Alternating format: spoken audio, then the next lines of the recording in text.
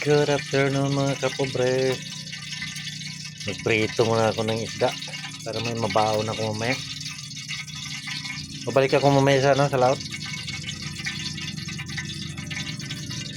May iniwan ako na isda. Marami yan. Nilutuwa ko na yan ng tinula kanina. Hindi pa naubos. Nandoon.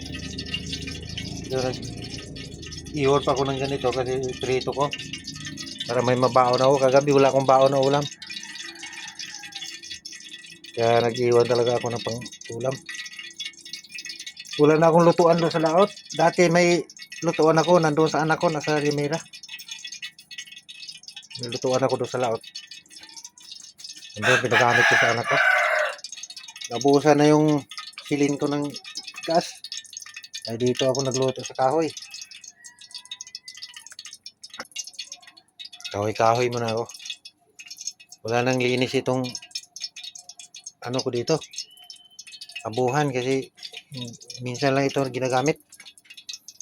Pag may laman kasi yung silin, doon na lang lagi. Tinatamad mag siga dito ng kahoy. Kaya dito na lang talaga wala na malinis-linisan dito, hindi na malinisan.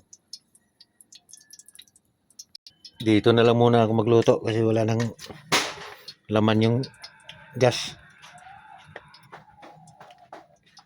Mag muna ako. Prito ng isda.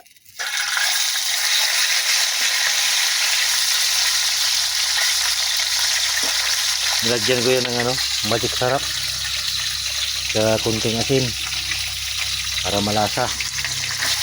Ito sa laot hindi ka na makadala ng sausawan,